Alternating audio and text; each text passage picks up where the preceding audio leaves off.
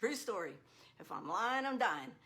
State board inspector came in to inspect me in my salon, sitting at my nail table with one of my ladies.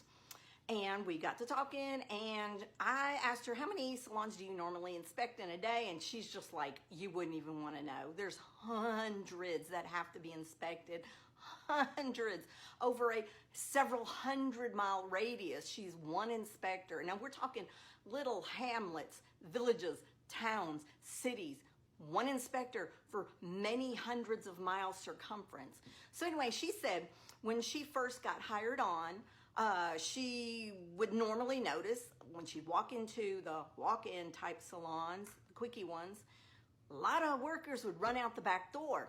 You know what that's about. They're not licensed, and they've probably overstayed their visa, and they're illegally in the country, and. Now, the state board is supposed to be in place to protect the public. So it's their job to walk into salons to make sure licensed salon workers are doing what they're supposed to do, following the guidelines. Capiche? Okay. So she said she got clever. The next time she went to inspect a year later, because she said you're only allowed to inspect them. Every salon gets one inspection a year. One. Unless a client, a customer, files a complaint with state board.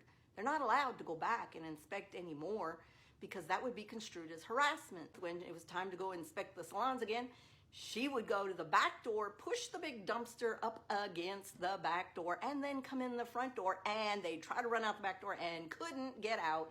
She caught them, wrote up all kinds of fines, yada, yada. She got in trouble by her boss. Yes, they ratted her out. She got in trouble, not the him, she, the inspector, because the boss said, you have to let them run. Don't block the back door. That is a fire hazard. If a fire breaks out, we're liable, yada, yada.